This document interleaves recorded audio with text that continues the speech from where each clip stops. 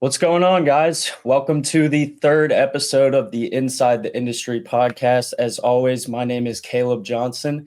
Today, I have special guest Colin Cosell with me. Colin is the PA announcer for the New York Mets in Army football, also the PLL, Women's Elite Rugby, the Long Island University, the Brooklyn Cyclones, and the Danbury Hat Tricks. He is also the owner and founder of C2 Productions, and he does a lot of MC work as well. Colin, welcome to the show. Caleb, thanks for having me, man. I appreciate it. Just as a disclaimer, I was a guest PA for the Danbury Hat Tricks. I don't want them coming after me. I'm friends with Dre, their PA announcer. I don't want them coming after me, but Gotcha. But they are on my list of teams I've announced for. So, but thank you for having me. Absolutely. I'm sorry to mess that up. All good.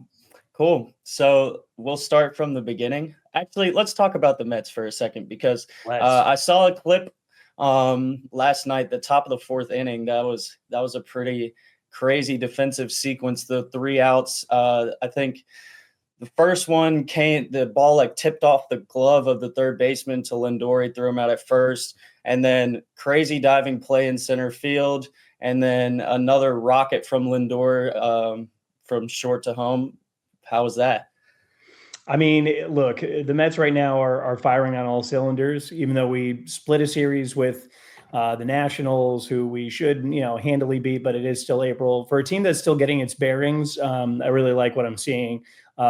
Defense like that, people forget about defense in baseball, and they think it's, all home runs and small ball if you're, able to pull that off with whatever talent you've got. But defense is a huge part of it. And who knows what that inning would have looked like if Vientos hadn't tipped the ball over to Lindor, who then fired it over to Alonso, or if Tyrone Taylor hadn't made that diving catch, which he even got up and said, wow, I think he shocked himself with that one. And then Lindor doing what Lindor does, just a nasty grab. I think the ball was past him by the time he snatched it and then got it over for the out. So between that, I think the rotation is the most impressive part right now. But if there's anything I've learned about David Stearns, the president of the team, it's that he has a way of identifying talent that with a little bit of polishing, you can bring them back up to their prior glory. And signing, extra arms and stuff for people who want to reinvigorate or rejuvenate or reinvent their careers and themselves.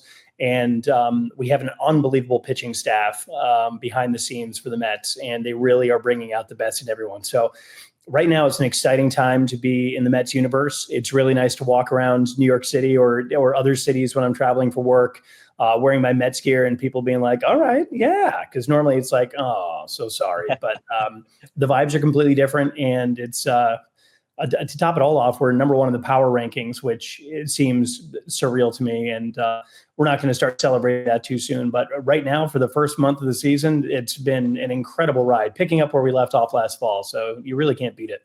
Absolutely. And we'll get into a little bit about last season later in the show, but Citi Field just seems to be like the place to be. It's got all the energy. The crowd is rocking. Y'all are selling out regularly. It seems like the Mets are really just continuing to tick up, and it's awesome to see for baseball fans and for such a great franchise. Yeah, I mean, fans have been waiting for this for a long, long time. And there's been prior success, and obviously we made the playoffs last year and had an improbable run, and and then you sit there and you think to yourself, and you'll realize this as you get older, Caleb, but you're like, yeah, but we just made the World Series not too long ago. Nope, that was a decade. So that so to have a team gel like this, hold each other accountable, but still have fun doing what they're doing, it's an incredible time right now. And to your point, let's see here, against the Phillies a week ago, a Monday, Tuesday, Wednesday series with a Wednesday afternoon game. We had a crowd of over 105,000 people coming to Citi Field in April on school nights. School's not out yet. The boys of summer, it's not even summer yet. We're still in spring. So to see that and to see the fans react the way they are, it's one big cohesive unit, and it's synergetic as well. Everyone is feeding off of it, the players, the fans, ownership, all of us in production. everything we do in in-game production is to keep the fans entertained and alive and excited. And this makes our jobs exponentially easier and a whole lot more fun. Even though we love what we do, even in the worst of times. We're very, very blessed to be doing what we do. But when you've got a team doing well and the fans are feeding off of it, you can't beat it. It's pretty insane. Absolutely. I can only imagine. All right. So let's start to kind of dive into your story a little bit. For those who don't know, Colin is the grandson of legendary sports broadcaster and just media personality in general, Howard Cosell. Let's talk about your life growing up. We'll talk about your life growing up in terms of when you were not with Howard and then when you were with Howard. So you're from Stamford, Connecticut. Let's talk about your life when you were not with Howard growing up. Sure. I mean, I always tell people that my life growing up with a mega celebrity of a grandfather was surprisingly normal, at least for a good, 9 or 10 months of the year. Now, it started off a bit different than most people. I was born in Stamford, Connecticut, November 23rd, 1979. And then that was a Friday. And then on Monday was Monday Night Football. And the New York Jets were playing against the Seattle Seahawks. The Seahawks beat them 30-7. It was a debacle. And as a Jets fan, that's just status quo, regardless of the decade or the year. The reason I bring that up is towards the end of the game, as per usual, especially in that day and age, but they still do it today. Frank Gifford starts shouting out the production team and their family members because they've got time to kill. There's nothing exciting going on in this game. It is done. So he just starts rattling off names. And then my grandfather says, "What about Colin?" And just like that, Frank Gifford shouts it out. And my birth was announced on Monday Night Football. That would be the closest I'd ever get to the Monday Night Football booth, because by the time my grandfather retired and I was of age to actually go and do that, the two did not coincide. So, which is absolutely fine. But other than that, it was a fairly normal childhood, as I mentioned, like kind of a middle to upper middle class upbringing, public school for, a good portion of it, then went to a small private school, not like some uppity, stuffy thing or anything like that. In Stamford called the King School. But during the summers, that's when things would change a little bit. And we'd go and spend, whenever school's out, within like 3 or 4 days, we'd all pack up and go and stay at my grandfather's summer house out on the southeast shore of Long Island in the Hamptons. And this was a complete change of pace from, the normal everyday life. This was a massive house that my grandparents bought with the purpose of having my mom and my siblings, myself and my 3 siblings, stay out there for the summer. And then my aunt and her kids come out and stay there as well and make sure that everyone has a room and that they're comfortable. Had a heated swimming pool, a tennis court. It was on the bay side of the road it's on, called Dune Road. It's a little thin strip of barrier reef. And on one side is the bay and on the other side is the ocean. And then we'd have an easement that would walk across the street that would walk all the way to the beach. And we had a little private plot of beach there as well. So the summertime was incredible, because it was just living this kind of dream world. But it was also surreal for me because I always knew my grandfather as Papa. He was just an old man and a doting, grandfather. But when we were out in public, people are shouting to him, like, "Hey, Howie," or like, "Howard, what's going on?" And it didn't make sense to me. I'm like, I see this guy without his toupee on, in boxers and a t-shirt, just shuffling around the house, like talking about the weather. And you guys are all like, "Oh, it's Howard." I'm like, what is the deal here? But then as I got older, obviously, I started to realize what my grandfather did. And it was because of that he had a microphone set up in his bedroom. He used to do a radio show from his bedroom, from his summer home in the Hamptons. Which I think was kind of a thank you gift from ABC. Like, you've put in your years for us, and so we'll set up a live line from your bedroom to ABC Radio, so you don't have to come in and record your little 60-second radio spot. And I asked my grandfather about it one day, and I was like, "What's the deal?" I'm sure it wasn't in so many words. I was like 5. I was like, "What's the deal with the microphone and the headphones?" He said, "Well, that's where I do my radio show." And I asked if I could watch him do it one day. And this was the day that changed the circuitry and my trajectory as a human being forever. He put me on his lap. I put on his headphones. I spoke to his producer named Eddie. I did what you call in the industry an air check. And who knows what I said? I was 5. And then Eddie played it back for me. And I was like, okay, I want to talk into microphones forever. And so I spent the next, 30 plus years of my life trying to achieve that goal of being able to speak into a microphone professionally. So that gave me an idea of what Papa did. But then as I, got older and more mature, and by the time he passed away 30 years ago, I was, almost 16 years old. I had a much better grasp on reality, and, I had my own opinions and view of the world at that point, as skewed as it may be as a 15-year-old. And after he passed, then it really sunk in like how big he was. At his memorial service, I remember I was speaking at the service many months after, or later that year after he passed away, and just looking at the church and who was sitting in the pews. And it was just a who's who of professional sports team owners and athletes, actors, dignitaries, politicians, and just, it was insane. Hands down, if the church had collapsed that day, it would have been like the most catastrophic moment in sports and entertainment history, because we would have lost so many people that were there that day. It was insane. And that's when it really sunk in, okay, Papa was a really, really big deal. That kind of deterred me professionally, because I realized those were too big of shoes to fill.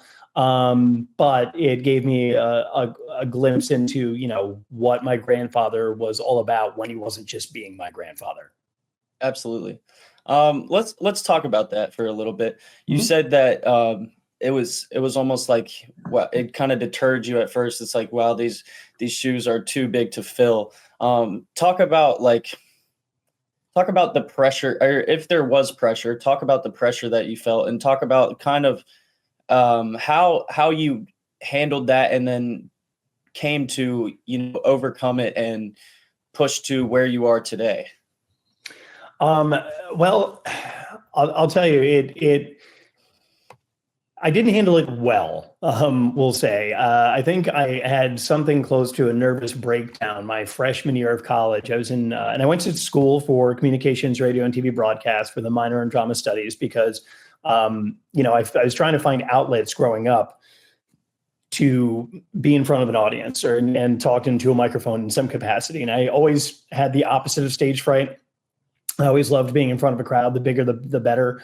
But growing up in the 80s and 90s, they didn't really have radio stations in high school or middle school, and definitely not in elementary school. I would try to get on the microphone and do morning announcements at school whenever they'd let me, just silly stuff like that. But my main outlet became theater. And I always grew up in a theater loving household. We went to multiple Broadway shows a year, and it just so happened that I could sing and sing pretty well. So I ended up doing that all throughout high school. Then you fast forward to college, and I'm doing theater as well. But now I actually have access to a college TV station and radio station and the like. But in one of my classes freshman year, I had a professor give me erroneous information about my grandfather. And I felt inclined to correct him. Because he had a he had a date wrong about when my grandfather had retired from boxing. And so I corrected him, and he was like, how do you know that? And I was like, this is going to get really awkward, but it's my grandfather. And he's like, okay, well, sorry about that. And then I was mortified. I felt, really bad correcting a professor, but also I was like, okay, wait a minute. They're teaching me in college about my own grandfather. So I kind of went back to my dorm room and had a nervous breakdown. I called my family, and it's like, I can't do this. Like, what am I doing? And they're like, you're fine. You're carving your own path, whatever. I'm like, my grandfather was a lawyer turned sports broadcaster, is exponentially more smart than I could ever imagine being. I mean, he's hands down the smartest man I ever met. He had a photographic memory and an incredible control of the English language. So I basically set out professionally thereafter to do everything but sports broadcasting. So I did theater professionally. Granted, it was on the local level, but I was auditioning for Broadway and came close a couple times. I was doing stand-up comedy. I started doing that out of college. And I was doing voiceover work and started kind of emceeing events and things along those lines. I got into radio and was a radio DJ for a couple of local stations and a news anchor and reporter for another station that were all owned by the same company. And, was just kind of doing things that satisfied my need to be in front of an audience. But, I was staying clear of sports, which has always been a huge passion of mine. And so, that seemed like a good idea at the time. But then, when you finally get the confidence to go into the industry that you really wanted to go into, no one wants to hire you. And at that point, I was in my late 20s, and a dear friend of mine named Keith Geller reached out to me and said, it's like, dude, I'll manage you. Like, it's time to get into the industry. It's been, 15 years since your grandfather passed. What are we doing? Or at least a dozen years since he passed. Like, you can carve your own path. You'll be fine. And I'm like, my background's in stand-up comedy and theater, and I'm going to go into sports broadcasting. He's like, yeah, why not? Be your own man. Okay, cool. But as I said, no one wanted to hire me. They wanted to hire kids fresh out of the Newhouse School in Syracuse, and then any other school thereafter, but primarily Syracuse. So I'm going to be brutally honest with you.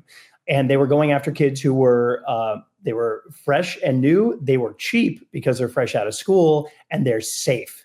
They are not there to offer opinions or anything. They're just there to tell you what you see on the screen, give it energy when it's needed, curb it back when needed. But otherwise, the art of actually telling it like it is was lost. No one wanted to hire me. Finally, someone took a chance on me, and that was my big break into into the industry. But I can get into that more in just a moment. But yeah, that's how the entire thing. That's me from age 5 through age 28, 29, and how the Howard effect and impact was both positive and negative. And the negative is by no fault of his own. That was my own psychoses. So, it is what it is, but it all ended up working out. Yeah, absolutely. I think it's interesting how you're saying that you kind of had like this addiction to be in front of an audience and be on the microphone, and had the opposite of stage fright, because like for me, that's the complete opposite. I had to like face my fears to just like get like looking into this camera and speaking to this microphone. So I think that's really interesting, and that's honestly a blessing and a gift, and it's really cool to hear about. Let's backtrack a little bit.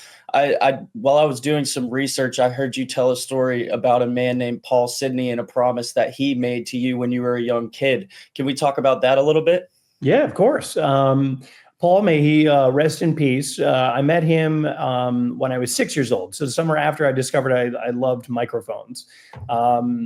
It might have been the same summer when I was 5 or 6. I don't know. I'm 45 now, and I couldn't tell you what happened last week, let alone what happened when I was in single digits age. But at any rate, there's a station out here on Long Island, 92.1 WLNG, the home of 10,000 Golden Oldies. It's an oldies station.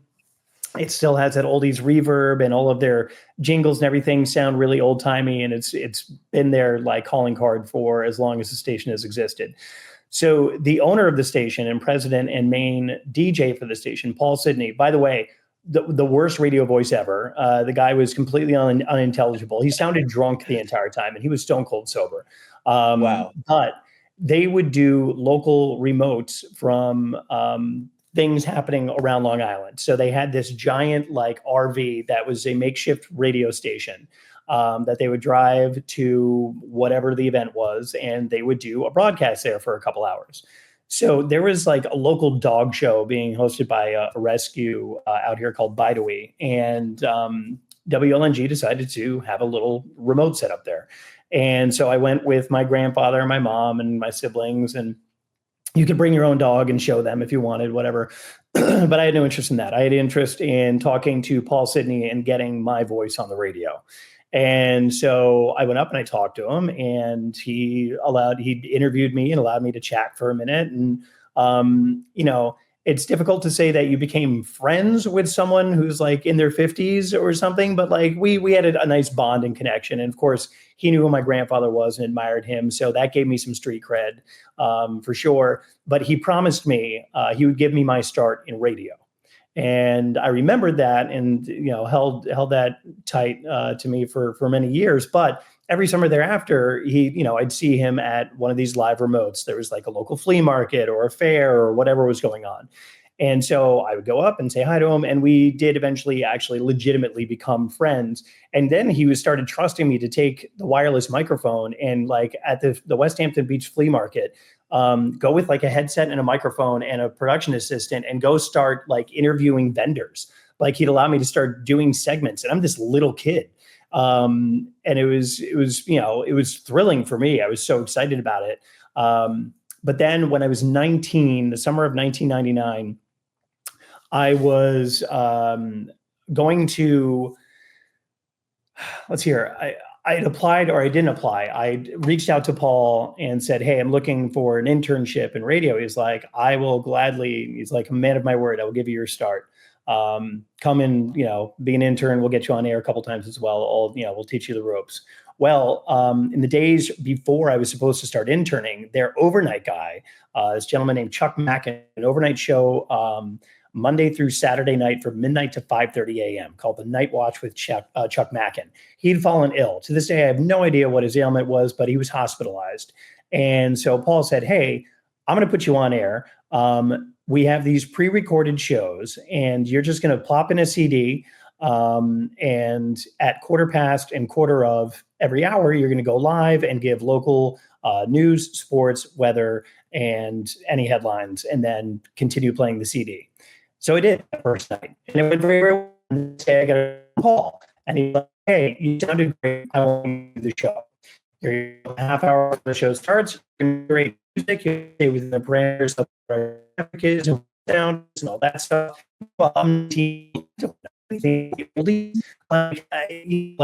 like La Bamba because it had been a movie, but like that was, stuff from like the 1950s, obviously. And I knew the Beatles and, I'm a huge audiophile. I love music. Like my music knowledge far surpasses that of sports. But I didn't know those golden oldies, the way I should. Well, this would be a crash course in that. And also a crash course in real hard work because, again, it was 6 nights a week, midnight to 5:30. And oh, by the way, I'm starring in a local semi-professional production of Grease. And oh, by the way, I'm teaching a theater arts program at a summer day camp. So I would sleep in the mornings from about 7 to about 9:30, get up, shower, go to the day camp, work that until 3, come home, nap for a couple hours, get up, maybe shower when it was the summertime, eat dinner, go do rehearsal for Grease, and then go to the radio station, rinse and repeat. And that was all of the end of June, all of July, and beginning of August. But the long and short of it is that taught me what it's like to really, truly work hard. And also that if you make the right connections and, you find the right people that are true to their words, they'll come through for you. And Paul Sidney did that. And I recorded every single show I did at a suitcase full of audio cassettes. I set up a little boombox in the other room and would just record the show. And then I listened to it on the way home, figuring out how I could be better.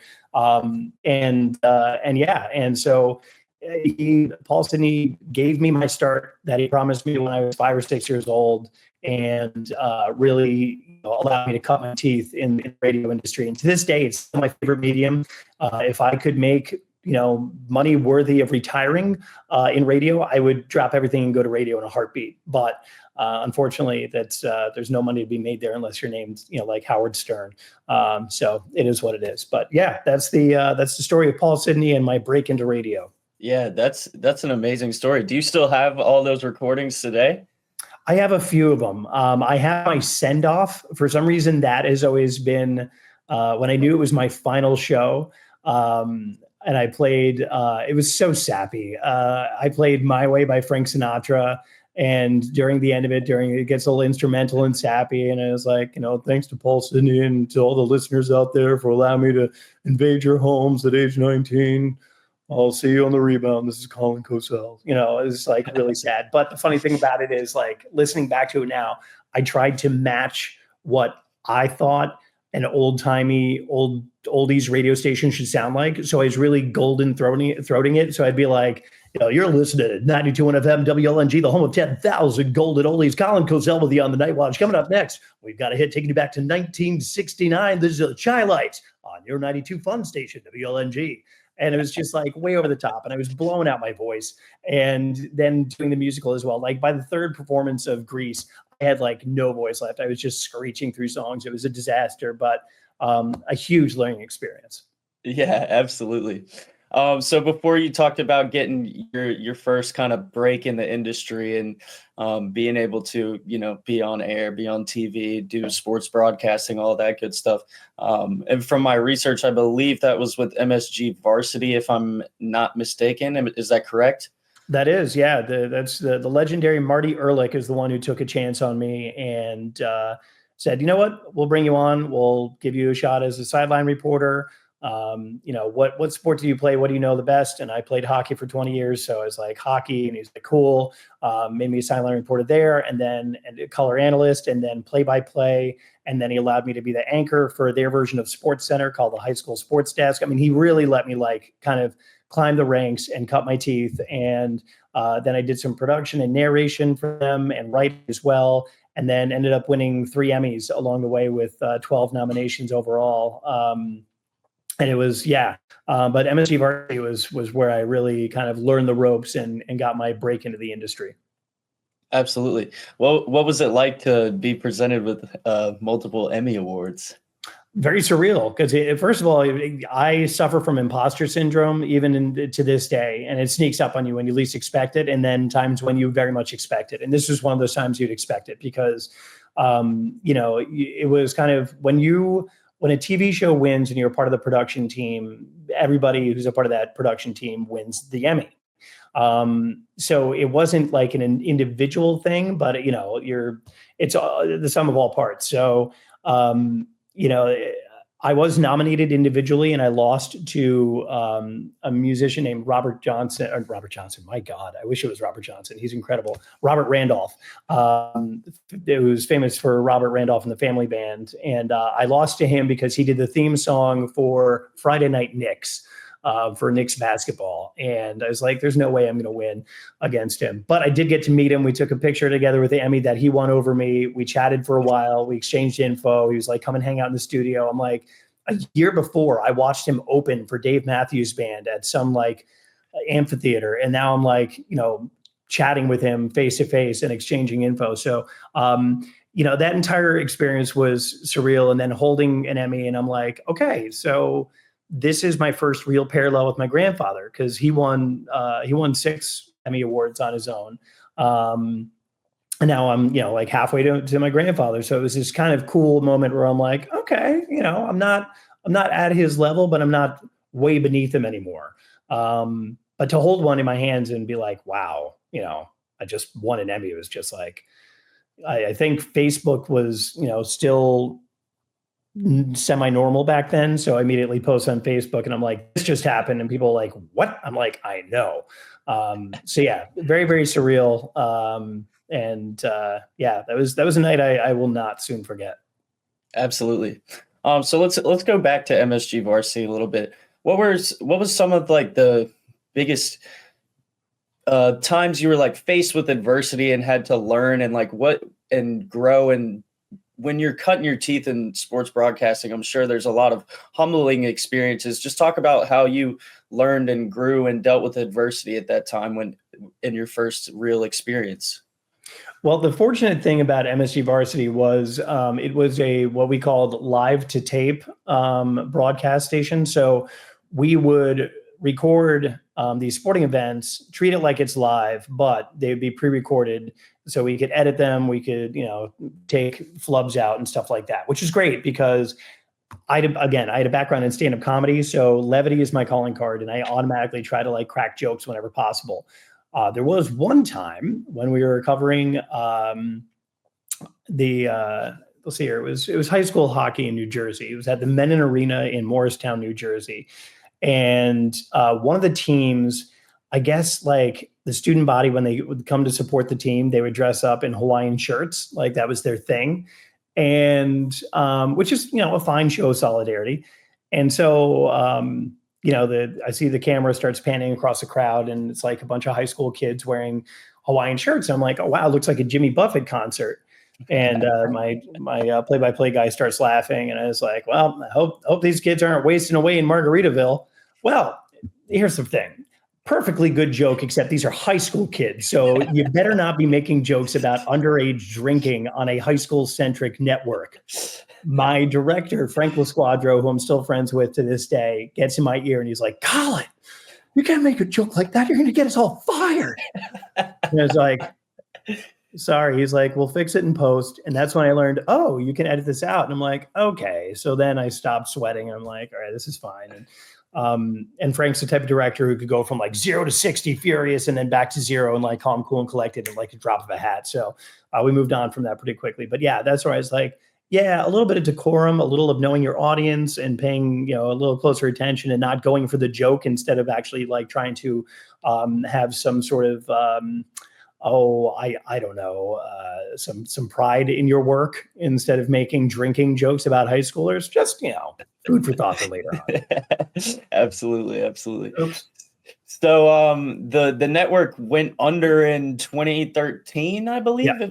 And so then you moved on and started managing a restaurant, correct? Or sports bar?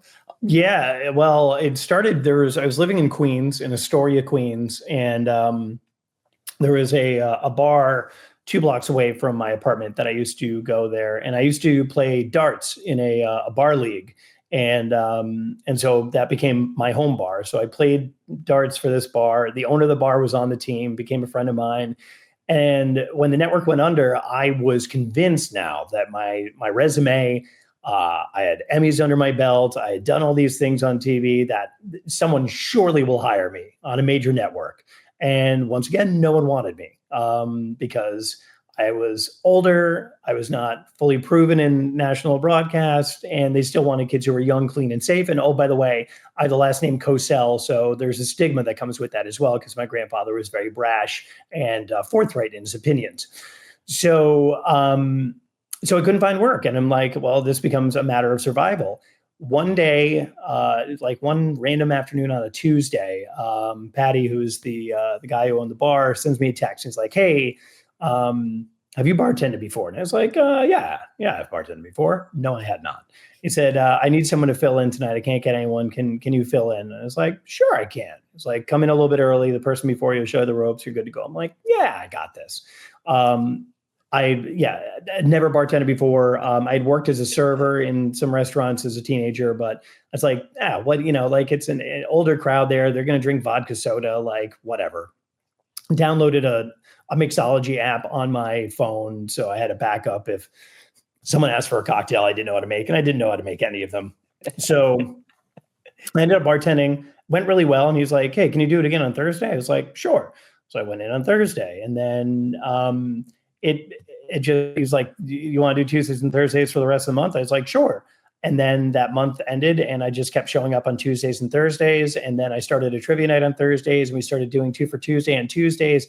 And I completely changed the demographic of the bar, and it was packed on Tuesdays and Thursdays. And again, it was a younger crowd, and I was having a blast. And the best part about it is you walk out of that bar every single night with a wad of cash in your pocket. You're not waiting for a paycheck or anything. It's just instant gratification. So I was like, all right, this isn't too bad. And I was still getting a little freelance work here and there. That guy I had mentioned before, Frank LaSquadro, he ended up working for Verizon Fios One Sports, which was the little, forgotten stepchild that was in the shadow of MSG Varsity until that went under. And then Fios One Sports became the go-to high school thing. So I started, doing freelance things here and there, but I wasn't really going after my career the way I wanted to. Things ended up souring at that bar. The owner turned into a real jerk, and that's me being super diplomatic. But the timing of it worked out because another friend of mine who owned a massive sports bar in Manhattan in the Lower East Side reached out and said, hey, we'd love for you to come bartend on our Friday nights. Super busy night. We have a huge walk-in darts tournament. So anyone can walk in and be a part of this darts tournament. It's a luck of the draw 20. The biggest one in New York City, in all the 5 boroughs. This is where everyone would go on Friday nights. We want you to be a part of that because you know the darts community and we like what you're doing as a bartender. Okay, cool. So I did both for a little while, ended up leaving the bar in Astoria, took on more shifts than the one in the city, and ended up working my way up to head bartender, and then they made me a manager. The thing is, the service industry, especially in New York City, will eat away at your soul because, you know, you never know what kind of customers you're going to get. Some drunken idiot, someone who's on drugs or, you know, trying to, you know, finagle something or like get something for free or whatever. You get every single possible personality that you'd expect on a 13 by 7 mile island with 80 million people on it. So it starts to wear on you because there's a lot of just real, we'll go with jerks again. We'll use that as code for something far more harsh, but a lot of jerks out there. So, you know, it starts to eat away at you. Plus, I'd learned very quickly that as the manager of the bar, I became the scapegoat for one of the owners who, anytime something was going wrong, it's like, well, Colin, fix it. And I'm like, well, I didn't implement, you know, whatever it was that, you know what I'm saying? Like, it's just upper management, you know, not taking any responsibility. It's got to be someone else. So I was desperate to kind of get out of there, but that bar, Percy's was the name of it. It's no longer there. Did supply me with 2 of the most important people in my life.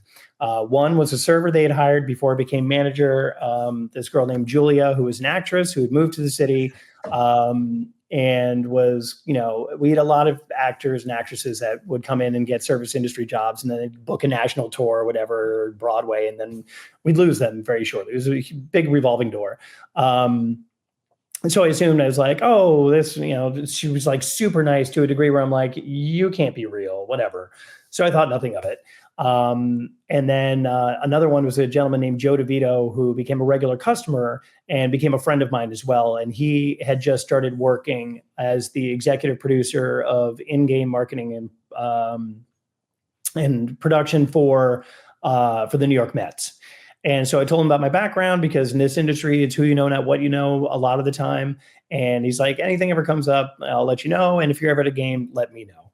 Okay, cool. So Julia, the server, is now my wife of almost 8 years. We have a beautiful baby girl together. We've been together. It'll be 11 years this October. And Joe ended up being the person who told me when I was at a Mets game one day and randomly texted him that the Mets were looking for a new PA announcer. And if I could get a demo to him, he could get in the right hands. And then after that, it's a blind audition, you know, like there's no preferential treatment. No one cares who you are, about your resume, your grandfather, or whatever. And ended up becoming my boss at the New York Mets. So 2 life-changing people to enter my life. And it's one of those things where it shows that everything happens for a reason. You know, there's another thing that came from it as well, because I was running their trivia night, and it was through this company that had like a trivia league in New York City. And one of the owners of the league came to witness this trivia night, and the bar was packed for this.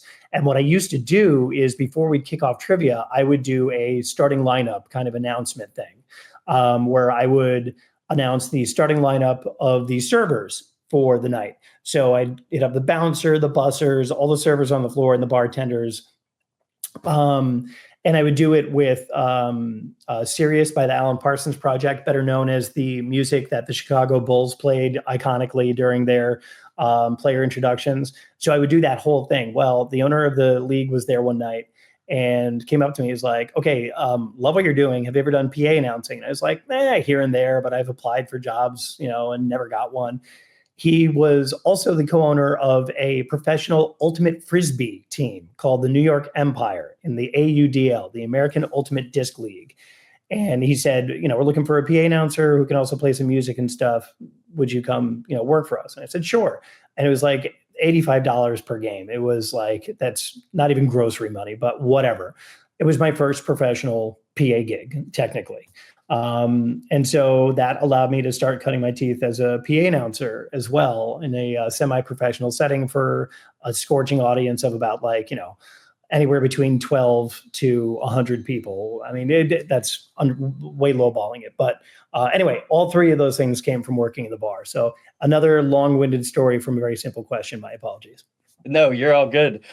Just to backtrack a little bit, and thank you for sharing all of that. I do appreciate it. How did you kind of whenever the network went under, and whenever you were having trouble finding a job in the industry because, like you said, they were going with the younger, cheaper, and less opinionated options. How did you handle that? Because I'm sure mentally, coming from where you were and knowing the experience you had and even wearing the last name that you had, you probably felt like you kind of deserved to be in this industry and you had made your mark. How did you handle that? Because I'm sure that was very challenging.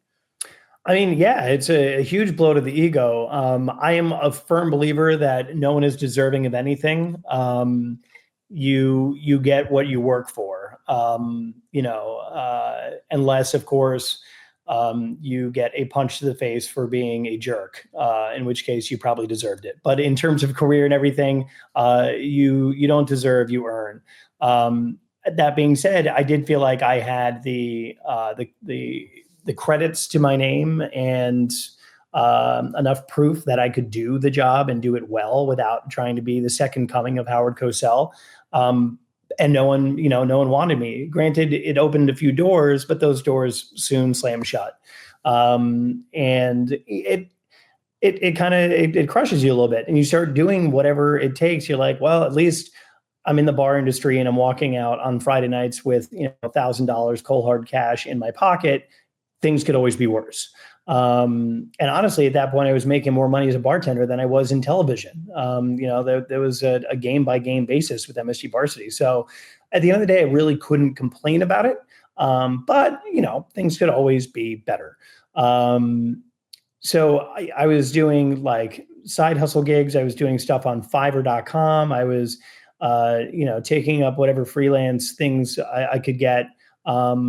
But it was a real blow to the ego to realize that, like, okay, sure, you've cut your teeth now. Sure, you've bolstered your resume, but that at the end of the day doesn't really mean anything. And that's a tough pill to swallow, because then you start second guessing yourself. But I had enough things creatively, and at this point you had, YouTube, and you had web series and outlets that didn't require a production company or a studio or a network. So I created my own web series, that incorporated things that I knew very well, news and comedy. And so it'd be a weekly show that I would record and produce with a green screen and a live studio audience in my tiny apartment in Astoria every week, where I would recap the news from the week before as told through the funniest people on social media. So I would scour, Instagram and Twitter when it was Twitter and it was still an okay site. And there were a few other, obviously Facebook and stuff like that, and try to find, aggregate the funniest things out there, and then build the audience kind of organically, because then we'd post the episode and then shout out to people who were the unwitting reporters for our newscast. And it was a blast, and it gave me a creative outlet. And little did I know, it was also helping me hone in my skills as a writer, as a script writer, and also as an editor. I was editing this myself, the audio. I learned how to key in green screen video. So there were creative outlets in spite of the disappointment of not being able to find work. And again, it's just one of those things where you just keep plugging away and throwing things at the wall, and eventually one of these things is gonna have to stick. And hopefully it opens up a new door. And obviously bartending did that for me, and the skills I learned just doing something as a hobby and for fun also kind of helped out there as well. For sure. I'm gonna quote this very shortly and kind of condense it, but your friend and my uncle always says that persistence and determination beats talent every time. And that is something he has said to me over and over and over again. And I feel like going to working at the bar, announcing the starting lineup, starting the darts league, doing trivia, continuing to be on the mic, doing your shows, learning how to edit, learning how to script write, like all of those things is just an accumulation of continuing to stick at it. And then you get another break with the Mets and you send in your reel and you end up getting the job. And it's not because of the last name that you have, but it's because of the hard work that you put in over all of those years. So I assume that had to be an extremely rewarding thing. And that's just an awesome story to hear. And I thank you for sharing all of that. Because I think that it motivates me. And it also I feel like will motivate a bunch of other people out there. So let's get into your time, or kind of your start with the Mets and how that went, and kind of some of your highlights of working with the New York Mets. Whew, that's a lot. So basically, when I submitted my demo, I didn't hear anything for a while, for a couple of weeks, actually. And I was like, okay, that's another one that I didn't think anything of it. And then I got this random email from a guy who's now a friend and colleague of mine, Tim Gunkel. And he was like, hey, sorry for the delay. People have been running around, this, that, and the other thing. You've made it to the next round. Stand by. Okay, cool. And then there was another week of radio silence. And I'm like, okay. And then he reached out again and was like, hey, you made it to the next round. Stay tuned. Okay, cool. And then a few days later, he's like, hey, you made it to the next round, and we're whittling it down and so on. And then finally, they whittled it down to 7 people. So I learned about the job on Sunday, April 15th, 2018, when I was at a Mets Brewers game. And then they scheduled me to come in on May 15th, me and 6 other people. They staggered us so that no one would see or interact with the other candidates. And again, it was a completely blind audition. So, and it was an empty stadium too. The Mets were away. So I got there that day. They gave me a packet of copy to read, starting lineups, some ad reads and stuff like that. And then when it was my time, they brought me up to the PA booth. I was in the room with Tim and an empty stadium. But unbeknownst to me, there were members of the production team and the Mets brass who were scattered about the ballpark, but hidden from view. And at that point, as I mentioned, blind audition, we were all just a number instead of a name. No resume, nothing, no preconceived notions, no favoritism. I believe I was number 3. And so I went in, I did my read, and I left. And when I did the read, I've never been more confident in my life. I was, there's zero nerves, and I'm hearing my own voice bellow through a ballpark. So at the very least, this is just so cool. And then, nice to meet you. Thanks for having me, whatever. And as I got in my car, in Lot G at Citi Field, that's when the nerves set in, because that was it. There was nothing more I could do. And this is in someone else's hands. And I'm the closest, as far as I could tell, that I've ever been to getting a dream job. And holy crap. So the funny thing about that, funny within, you can figure it out for yourself in a second. So at that point, I'd left the bar. I'd left Percy's in New York City, and or in Manhattan. And I was managing two spots in Rego Park, Queens, that were owned by the same group of people. There was an Italian restaurant and an Irish sports bar, and they were not even a quarter mile across the street from each other.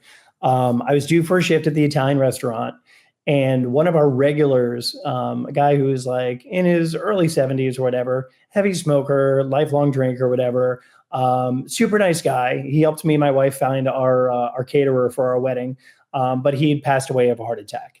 And his funeral was that day. So I went home from the ballpark, got dressed. I had a shift after this funeral, or it was a viewing wake sort of situation. So I went home, got dressed for my shift, and I went to go pay my respects. And I am parking about a block away from the funeral home, and I'm parallel parking when I get a phone call from my friend and regular customer from the prior bar, Joe DeVito. And he goes, hey, so we have narrowed it down to 2 people. And I was like, okay, I hope I'm one of those people. Otherwise, why are you toying with my emotions? Haha, we laugh. He goes, no, you are one of those two people. And I was like, okay, what's the next step? He said, we've decided to go with two people. And I had to stop and wait for a second. I'm like, so I got the job? He's like, you got the job. Congratulations. I burst into tears. I lost it, sobbing, ugly cry, like, oh my God, thank you. And I'm like trying to keep it together. I'm trying to play it cool for this guy who's a friend who's now becoming my boss. And he was like, do not talk to the press. Don't tell anyone about it. We're not making it official. We're doing a whole press release and we'll do a whole like introduction thing, blah, blah, blah.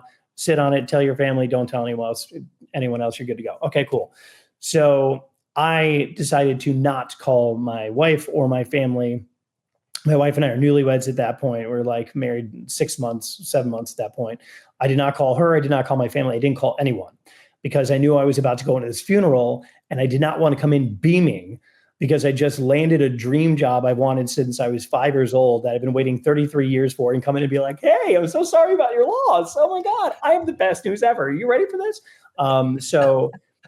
So I decided, okay, let's just sit on it, clean myself up a bit. And what I didn't come to realize was I was walking into that funeral home with tear-soaked eyes, stained eyes, because I had just been crying happy tears.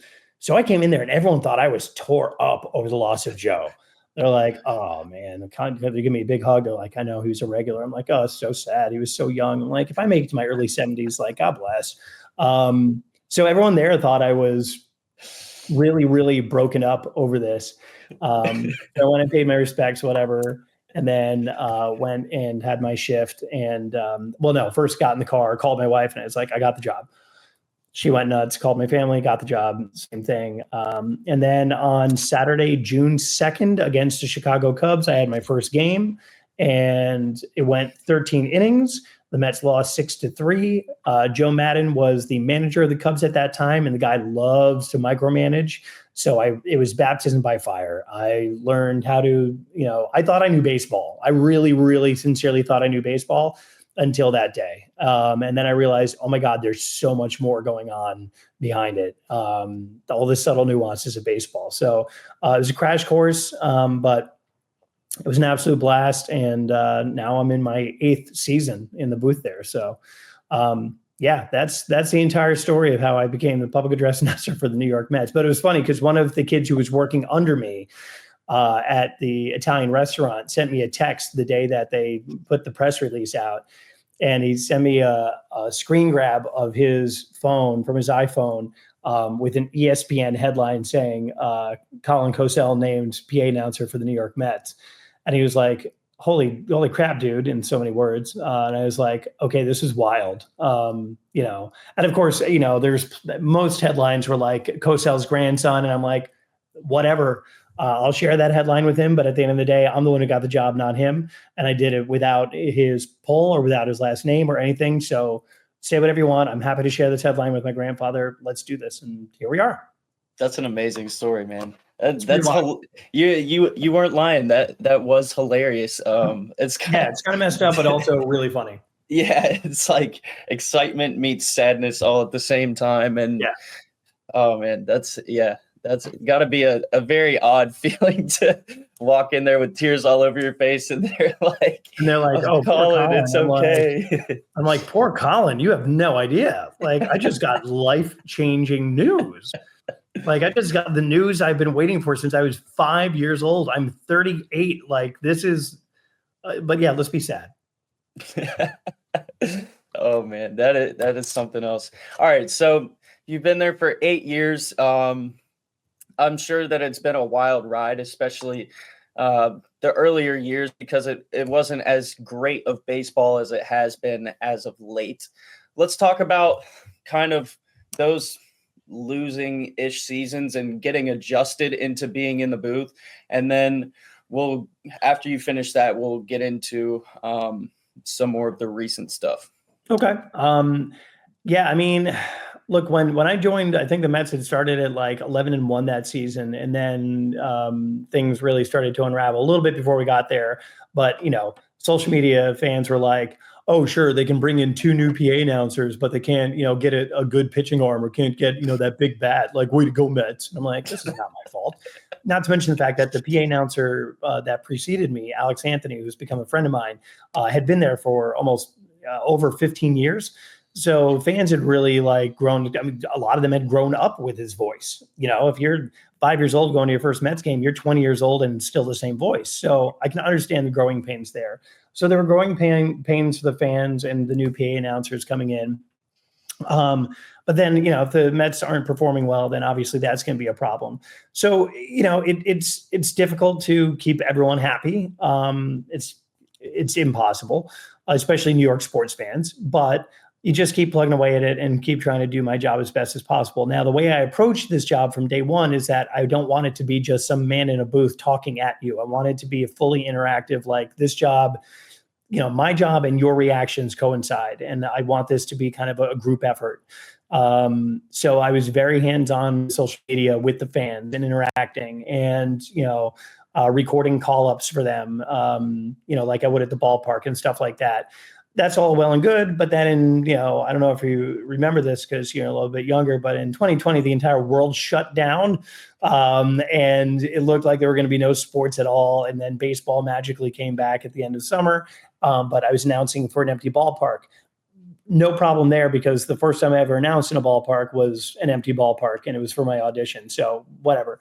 So that was a surreal experience, that whole thing. And,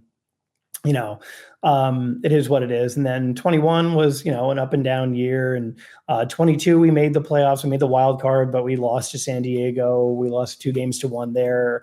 But I had my first playoff experience, and it ended up being the last start for Jacob deGrom in a Mets uniform.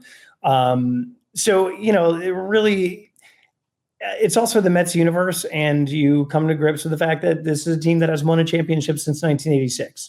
So, the fans are used to losing, and even when the team's doing well, they're always waiting for the other shoe to drop.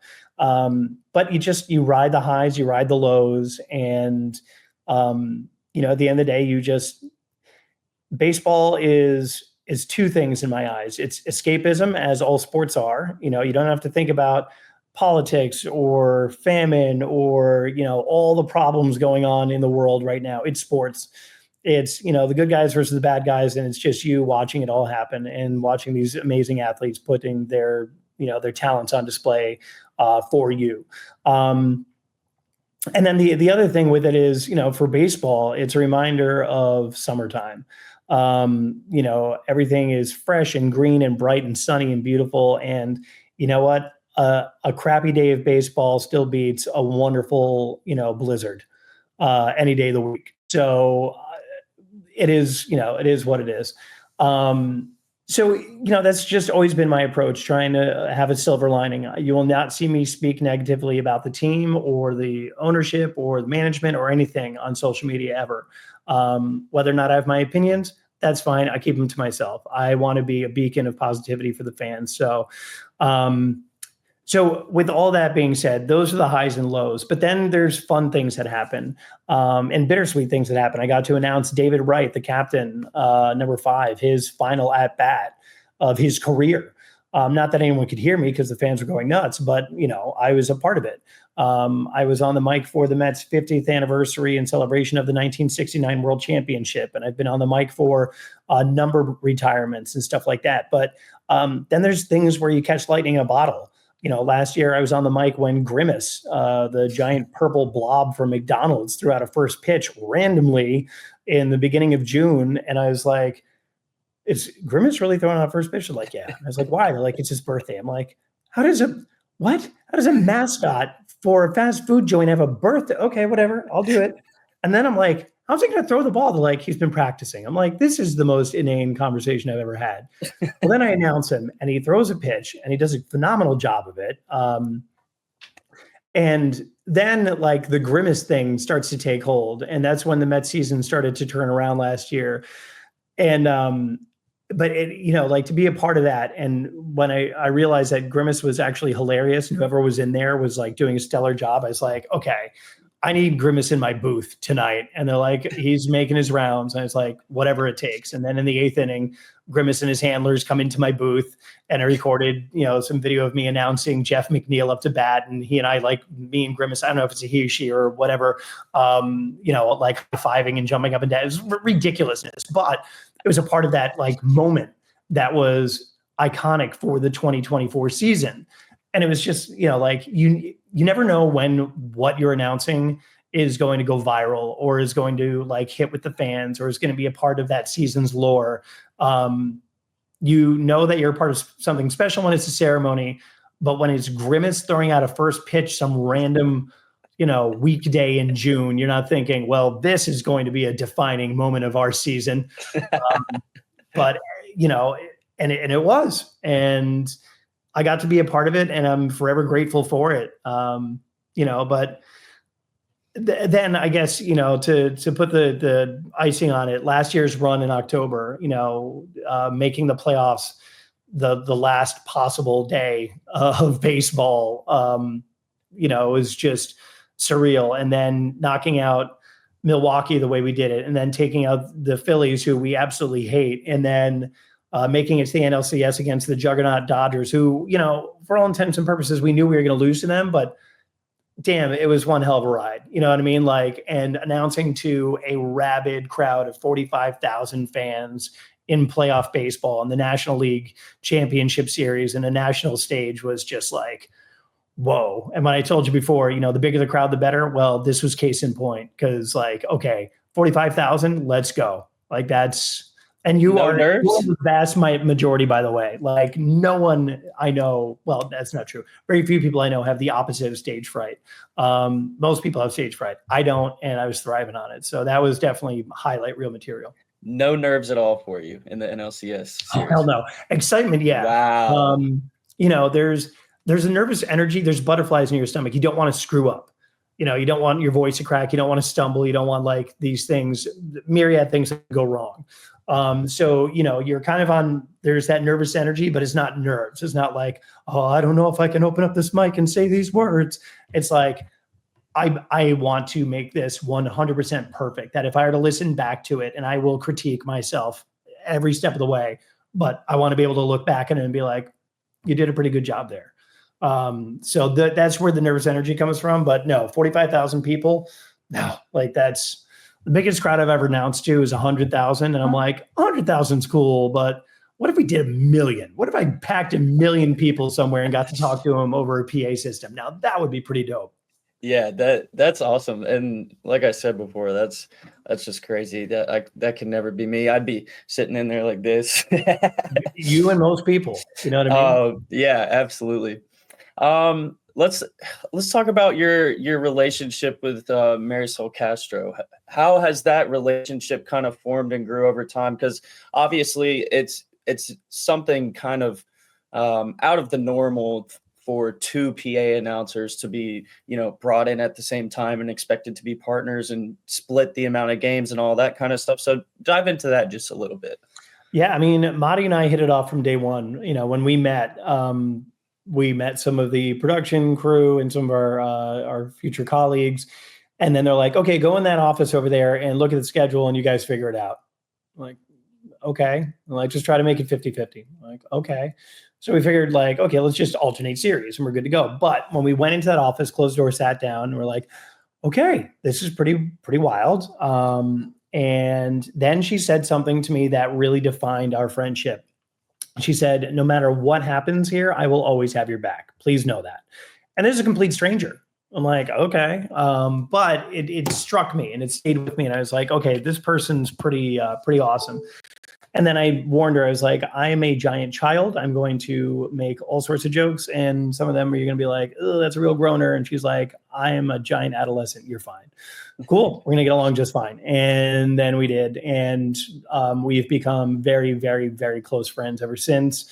We hang out, outside of the ballpark. I was at her 50th birthday last year. I'll be at her wedding next year. She just had me as a co-host on her morning show here in New York. So we and when we're in the booth together, if I fill in for our spotter, we have a guy named Nick who sits with us and keeps us honest during the game. If there's a defensive change or someone warming the bullpen or a pinch hitter or a pinch runner or whatever, he tells us that so that we can relate to the crowd. But if he can't make it, I'll fill in. And then when it's just the two of us in the booth, it's an HR nightmare because we're just two kids, just goofing off. And we may or may not miss a call from time to time. Who knows? Things can go awry pretty quickly. But we have an incredible friendship, and she's someone I can turn to talk about my personal life, parenting advice. She's got a kid in college and a kid in high school, and I've got a 2-year-old. Or we can just sit there and goof off and make fun of something going, whatever is viral on social media. We have a thread on Instagram of like memes and stuff that you send to one another. So it's a truly dynamic, fun relationship. I wish we spent more time in the booth together, but them's the breaks of alternating. But last fall, when I wasn't working games, I was 100% going there for every home game, even when I wasn't working. So we saw a lot of each other last fall. But it's just, we're very, very fortunate. Both of us we know how to act when it's lights, camera, action, and we know how to act like total children at all other times. So that's the relationship there. That's awesome. All right. So obviously the Mets had a great season last season, and then you followed that up with your first season with Army football, who also had an unbelievable season. Talk about how that opportunity came to be. So that's actually kind of funny. In 2023, a buddy of mine named Mark Fratto, who is one of the more established PA announcers in the industry, he does the Washington Commanders football, he does the Washington Wizards in basketball, he does NYCFC in soccer, he does March Madness, he's all over the place. A lot of boxing and stuff like that, and he's got his own production company. Probably the hardest working man in sports, and I try to be, but I just can't hold a candle to him. At any rate, he used to be the PA announcer for Army football. He said, "Hey, I'm stepping down," because he and his wife and 2 kids were moving down to outside the Virginia area. I'd like to put your name in for the job. I was like, cool. And he's like, all right, told them about your pedigree. They're 100% on board. Let's go. And then in the 11th hour, they decided, you know what, we're going to go with someone internally. And so it's like, all right, well, no harm, no foul. It's not like I started the job and got fired. I just, was tentatively going to get the job and then didn't. No worries. Well, the first game of that season in 2023, midway through the game, I have to imagine I get a frantic call from Mark. He's like, hey, so what are the odds you can do the rest of the season? And at that point, I'd already filled out my schedule. And I'm like, I'm not free any of those Saturdays now. And he's like, I'm like, what's going on? It's like, yeah, the guy they brought in internally is a disaster. And they're like, we want your guy. We want your guy. And I'm like, well, that's their loss. They got rid of that guy, and it took out the guy who was the predecessor to Mark Fratto, a guy named Gordon Damer, who is Gordon Deal, who is the PA announcer for the New York Giants in football. He left Army to go do the Giants before Mark stepped in. Gordon came in, and he resumed it for just that one season as a favor to them. Okay, cool. Well, then a lot of their production team got fired or left. There was a whole changing of the guard there. And then randomly, a buddy of mine named Jordan Sarnoff, who is the SID over at University of Nebraska, Omaha. But he was kind of the architect behind Fairleigh Dickinson University when they had their Cinderella run in 2024, last year. And then he got the job with Nebraska, whatever. I've known him since high school. This is, again, a networking thing. Who you know, not what you know. He reached out to me when I got the job and was like, can I shadow you one day and see what you do? I was like, sure, kid, whatever. And then I quickly came to learn, I'm like, oh, wait a minute. This is one of those kids where you want to be on his good side because Jordan Sarnoff has a very strong chance of being all of our bosses one day. You just get that vibe about him. So anyway, he was at a Mets game last summer, and he was like, do you mind if I take a picture and post it on Insta? I'm like, no, go ahead. So he did. And this guy who'd just been hired by Army named Austin McLean saw, I guess he and Jordan knew each other. Jordan knows everyone. He followed Jordan on Insta, saw that, and he's like, "Hey, you're friends with the Mets PA announcer?" He's like, "Yeah." He's like, "Do you think you can put me in contact with him? We're looking for a new PA announcer at Army." Unbeknownst to him, I had been offered the job and then had it rescinded a year prior. And he's like, "Sure," and then put us in contact with each other. I told Austin the whole story behind it, and then without an audition, sight unseen, he hired me right then over the phone. And then, yeah. And then I joined Army football, had my first preseason game with them in mid-August. We started at the end of August. And then the next thing I knew, by October, something was completely alien to me with all the teams I've ever worked for. We had two extraordinarily successful runs going on. Army with a historic run for them. They were undefeated for most of the season. And then the Mets and their run to the NLCS. So for me, I'm just sitting there. I'm like, okay, I wish it could always be like this. Like, this is incredible. Like, this amount of winning and success, and the crowd is like in a fervor and they're just going nuts. And I'm like, oh, I could totally do this for forever. So yeah, that's how Army came to be and how it all kind of coincided with the greatest October of my professional life, hands down. That's awesome. Yeah, your Army Golden Knights, like I told you back in December, broke my heart a little bit. They beat the crap out of my Pirates, but we fired our head coach after that game, and it kind of turned the tide for our season, which was a good thing, and hopefully for the program going forward. But that's a little sidebar. Let's talk about C2 Productions. What is your overall goal? What are you trying to achieve with that? And what does that provide for you? So C2 Productions and C2 Events, which is kind of a subdivision, is basically just an LLC for what I've been doing when I'm not PA announcing, which is I work as a corporate events host. So Fortune 500 companies will hire me when they have a summit or a dinner event or a webinar or something along those lines to be their host and their MC. So basically, that's just me offering myself up as, I can do like fundraisers for nonprofits and a whole mesh of, different things out there. So, and there's the dog right on cue. So yeah, that's basically it. I wish there was, there's more excitement behind it, but that's about it. Gotcha. So, I know you said you have to go, so we'll kind of wrap it up a little bit, but, so how do you, obviously all of your jobs have to do with kind of your voice and using your voice. How do you go about preparing for that, training your voice, and also keeping your voice healthy so that you can consistently use it for your profession? Guys, it's tons of whiskey. No, I'm totally joking. So that's kind of where the background of musical theater came in handy, because my voice coach taught me about kind of vocal preservation and how to kind of amplify it without breaking down your vocal cords. That combined with what I call my miracle elixir, which is a specific type of tea, a specific type of honey, and apple cider vinegar, and then hot water. And honestly, if I could bottle it and market it, I would in a heartbeat, because it works miracles. Keeps the voice strong. And, when I first started with the Mets, there was my voice would be exhausted by the third game of a 3-game series. There was no way I could even talk the day after that. Now I could probably talk for 2 straight weeks and be fine. So it was just a lot of fine tuning and implementing things I had learned along the way. And, when I first got the job, my friend Joe DeVito, who I mentioned before, he was like, "You'll find your voice." He's like, "Over time, you'll find your voice in the industry." And I'm like, "Dude, I've been talking for 20 some odd years, professionally. What do you mean I'll find my voice?" Well, then it kind of all made sense. I was like, oh, that's what he meant. Figuring out how to make myself sound the way I want over the microphone, modulating based on what's going on in the game, and also being able to preserve my voice and take good care of it.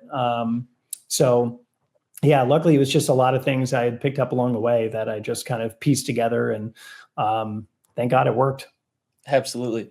So you have a very wide network of people that you're in contact to. What would your advice to people be about networking and how to go about it? And then also just your general advice for people trying to break into the industry that is sports. the sports industry seems like it's massive, but it's actually a surprisingly small, kind of tight-knit community when you boil it down. Each year when I do the Voice of God for the Sports Broadcasting Hall of Fame ceremony, you start to see a lot of the same faces, and you hear people shout out other people from other networks that you don't even think would be, talking to each other. You've got like a James Brown from CBS shouting out Joe Buck on Fox. It's a very tight knit community. I'd say, talent obviously is important, but the answer to both of those questions is just being a nice person, just being a good person. There's people out there that are not the most talented on television, but they're nice people and they're enjoyable and they get the job done or whatever, but like they made an impact on someone else who hired them. And sometimes talent can carry you the whole way and you can just, be a jerk the whole time. My grandfather was no angel. He definitely had a zero tolerance for people who were not particularly bright, we'll say. But at the end of the day, he had the talent to back it up. If you don't, you don't have that, at the very least, be a good person. The other advice I always give is be versatile, be great at one thing, be really good at a bunch of other things. If you're trying to break into the sports industry and you want to be a PA announcer or something like that, but, and you've gone to school for it and you're really, really good on the mic and that's great, but you're going to be part of a cattle call and who knows if you'll get the job. However, let's say you're proficient at video editing or audio editing. That's one of the skills that you've honed in on that you're pretty good at. That can get you an in with a team that you want to work for. It could be like the Tampa Bay Buccaneers. Well, they're looking for a videographer. All right, cool. That's part of my skill set. Once you're in the organization, you then have the leg up of companies, and more often than not, this is what they want to do, hiring internally. So you'll hear about the job before anyone else. You're already known in the industry, or rather in the organization, and therefore you have that opportunity before anyone else will. So be great at whatever it is you want to be great at, but be very good at a bunch of other things so that it opens more doors that way. Absolutely. And that is great advice. Thank you for sharing that. Sure. My last question for you is, who would you like to see next on the show? But the catch is you have to help me get them on my show. Oh, dear God, Caleb, you think I have that kind of time? I'm just kidding. Wow, that's tough. Actually, not for nothing, but Jordan Sarnoff would be a pretty interesting get. The kid from Omaha and FDU, because his story is fast. You want to hear a story of like tenacity. This kid is like 5'0", and he's like, his tenacity and his drive is like makes him like 8 feet tall. Like if you saw him, it just seems very unassuming, but that kid gets stuff done. His story is absolutely fascinating. And it's not like he's the biggest name out there. That being said, he did have 15 minutes of fame last spring during FDU's run. They showed him on the sideline. Someone talked about him on ESPN. And the next thing you know, he was like America's sweetheart for those 15 minutes. And it was hilarious. I was texting him like, so you gone Hollywood, huh? But no, Jordan is just a fascinating person. But, industry wise, oh gosh, man, that's tough. There's so many fascinating people out there. Yeah, I'll have to get back on you. But the first person that comes to mind is Jordan, to be honest, Great. Yeah. That would be awesome. And I can actually connect you. I do have his cell phone number readily available. We were texting the other day. So Perfect. So yeah, Jordan's enough. That's why I nominate. That would be awesome. Yeah, thank you so much for coming on, Colin. I'm going to wrap it up and then I'll let you get out of here. Thank you guys so much for watching. I hope that you got some value from this. And I know Colin shared some very valuable information throughout this interview. Please leave a like, comment, subscribe down below. Anything helps. I really appreciate whatever you guys are willing to give me. I'm just trying to build my experience talking to a camera and a microphone and kind of get my start figuring out how to break into the sports industry. So with that being said, thank you guys so much for watching, and I will catch you in the next one. Peace.